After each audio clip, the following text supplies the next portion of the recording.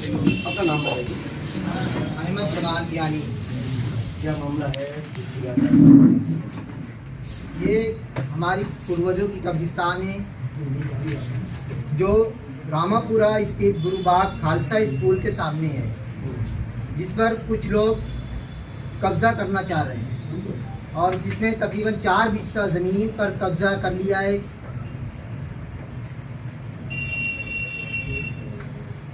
और ये है,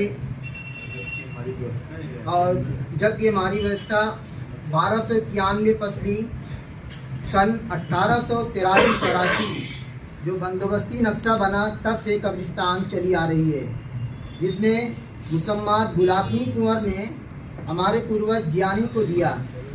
अराजी नंबर 208 कब्रिस्तान, 209 रास्ता और 210 कब्रिस्तान जिसमें दर्ज है। 10/11/1930 को जब खतौनी निकाली गई तो इसमें भी पहले के जैसे ही हमारे पूर्वज का नाम दर्ज है। सन 1984 में फिर खतौनी निकाली गई, जिसमें भी हमारे पूर्वज को ज्ञानी का ही नाम दर्ज है। सन 2004 में भी इसी प्रकार हमारे पूर्वज ज्ञानी का नाम ही दर्ज है। सन 2007 में फिर से बंदोबस्ती नक्शा निकाला गया, जिसमें भी ज्ञानी का ही नाम दर्ज है। सन 2009 में भी बंदोबस्ती रिकॉर्ड निकाला गया, जिसमें भी हमारे पूर्वज ज्ञानी का नाम दर्ज है। हालिया रिकॉर्ड निकलवाने का प्रयास करने पर मालूम हुआ कि रिकॉर्ड शासन द्वारा सील किया गया है।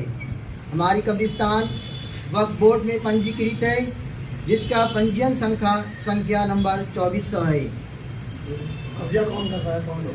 कब्जा करने वाले लोग का नाम है अभिषेक खन्ना, उनके पिता का नाम है गिरधर गोपाल खन्ना। क्या मांग क्या है? हमारी मांग ये है कि वहाँ पहले काम रुकवाया जाए। प्रशासन से हमारी यही गुजारिश है कि काम रुकवाया जाए और इसके न्यायिक जांच की जाए। ये लोग कैसे आए यहाँ, जबकि हमारे पास पूरा दस्तावेज मौजूद है। वो दस्तावेज लेकर आप किसी उच्च अधिकारी या फिर हमने डीएम साहब के यहाँ भी गए, लेकिन अभी तक इस पर कोई कार्रवाई नहीं की गई। सिर्फ आश्वासन दिया गया कि इस पर जांच होगी, मगर आज 3 दिन हो गया, कोई कार्रवाई नहीं की गई।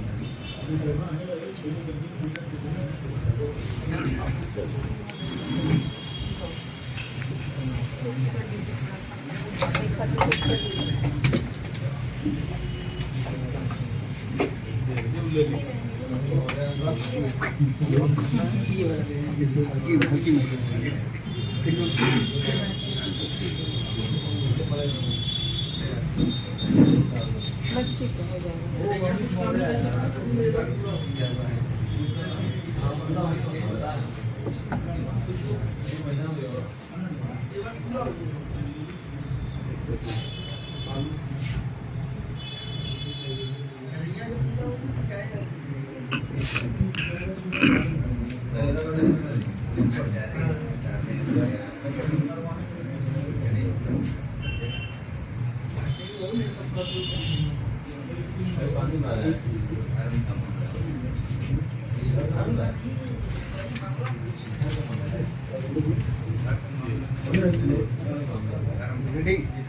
जी कुछ राघवेंद्र चौबे, अध्यक्ष महानगर कांग्रेस।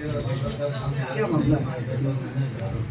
आज लगभग रामापुरा स्थित एक कब्रिस्तान, जिसको ये ज्ञानी परिवार लगभग 300 वर्षों से फैयाज अहमद ज्ञानी, अहमद जमाल ज्ञानी, जिनके पूर्वजों को यहाँ के समय के मुसम्मात गुलाबनी कुंवर साहब ने दान में इनके परिवार को दिया था और वक्फ बोर्ड में कब्रिस्तान के रूप में इसका दर्ज हुआ, जिसमें इनका पंजीयन संख्या 2400 है। आप सबको मालूम है, जब कब्रिस्तान एक बार दर्ज हो जाता है तो उसमें कोई न रजिस्ट्री होती है, न दान होता है, न किसी और इस तरह की कोई परंपरा निभाई जाती है। उसका सिर्फ एक उपयोग होता है, जब इनके पूर्वज या उनके परिवार के लोग कोई इंतकाल कर जाते हैं तो उनको वहाँ पे दफन किया जाता है, या फिर जो पूजा पाठ से संबंधित जो इनके धर्म के हिसाब से होता है उसको लोग करते हैं। लेकिन एक खन्ना साहब एक फर्जी 2002 बैक डेट में जो इसको तैयार कराया गया 2009 में लेखपाल से खतौनी भी नहीं, हाथ से पुनर्रचित तैयार करके इन लोग को साजिशत आज जब से उत्तर प्रदेश में प्रदेश में भारतीय जनता पार्टी की सरकार बनी है, तब से अक़लियत के लोगों को परेशान करने के क्रम में एक ज्वलंत उदाहरण है, कि किस तरह से सीधे सीधे उस जमीन के पार्ट को काट करके कमर्शियल उपयोग करने के। और दुर्भाग्य देखिए कि जब ये लोग गुहार लगाने डीएम साहब क्या जानते हैं, तो जो संविधान के अनुसार से वक्फ बोर्ड और कब्रिस्तान इस तरह के मामलों की सुनवाई का अधिकार आदरणीय जिलाधिकारी महोदय जी को है, डीएम साहब को, उन्होंने अपने एडीएम साहब को फॉरवर्ड करते हुए इन लोग को आश्वस्त करके भेज दिया। लेकिन दुर्भाग्य देखिए कि वही एडीएम साहब नगर निगम, बीडीए और पुलिस बल को लेकर के उस 4 हिस्सा की जमीन को कौन सा ऐसा, मैं जानना चाहता हूँ आप सबके माध्यम से, परिवार एक यानी परिवार बनास कांग्रेस के लोग, काशी के लोग ये जानना चाहते हैं किस दस्तावेज के कारण उनको 4 हिस्से की जमीन का प्रशासन कब्जा करा।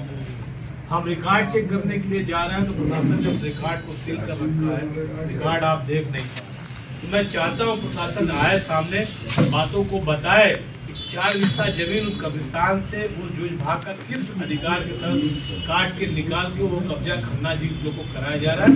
खन्ना जी को सिर्फ इसलिए कराया जा रहा है कि भारतीय जनता पार्टी से जुड़े लोग हैं, भारतीय जनता पार्टी के नेताओं के शागिर्द लोग हैं, उनको खुश करके अधिकारियों के बल पे हमारे अक़लियत के, हमारे ज्ञानी सभ्य और शरीफ लोगों को परेशान करने का प्रयास किया जा रहा है। हम इस लड़ाई को न्यायपालिका, विधानसभा अपने विधानमंडल के नेता को भी अवगत कराया, अपने प्रदेश सचिव को भी अवगत कराया है।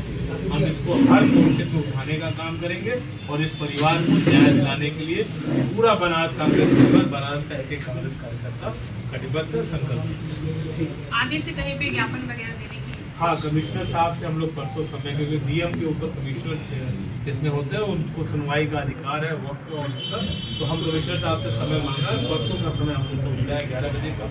हम आप सबको आमंत्रित करेंगे कि 11 बजे आप कमिश्नरेट आइए, हम वहाँ कमिश्नर साहब को सारे दस्तावेज से अवगत कराएं और इस परिवार को न्याय दें। जिस तरीके से आप कह रहे हैं कि बीजेपी के सिर पे ये सारे कार्य किए जाते हैं। 100% देखिए, भारतीय जनता पार्टी सिर्फ जबानी दावा करती है, जो बोलती है वो होता नहीं है, और जो बोलती है उसके उल्टा परिणाम आता है। अक़लियत के लोग खास करके इनके तारीफ में, आप बनारस प्रसाद की शुरुआत हो चुकी है, हमारे पार्षद दल के नेता भी बैठे हैं, जाइए जरा माइनॉरिटी के गलियों को घूमिए या किसी भी गलियों को उठाकर देख लीजिए, बेजा रही है, चलने के लायक नहीं है, गंदगी चारों तरफ फैली है। इस तरह से बस भगवान भरोसे काशी चल रही है, देश चल रहा है, देश चल रहा है। हम सब यही कामना करते हैं कि इनको सद्बुद्धि आए, ये जिस चीज के लिए इनको जनता ने शासन सत्ता सौंपा है उस पर काम करें। ना महंगाई कम कर पा रहे हैं, ना रोजगार दे पा रहे हैं, ना लॉ एंड ऑर्डर मेंटेन कर पा रहे हैं। हर मोर्चे पे ये सरकार फेल है। सिर्फ एक मोर्चे पे, मैं दावे से कह रहा हूँ, सिर्फ एक मोर्चे पे बेवकूफ बनाने वाला मोर्चा पे सफल है, और जहाँ इनको अक़लियत के लोगों को दबाने का मौका मिल रहा है वहाँ पूरी तरह से दबा रहा है। लेकिन जब तक कांग्रेस का एक कार्यकर्ता है, जहाँ भी अत्याचार अन्याय होगा, चाहे वो हिंदू समाज हो, मुस्लिम समाज हो, सिख समाज हो, ईसाई समाज हो, जहाँ भी अत्याचार अन्याय होंगे वहाँ कांग्रेस को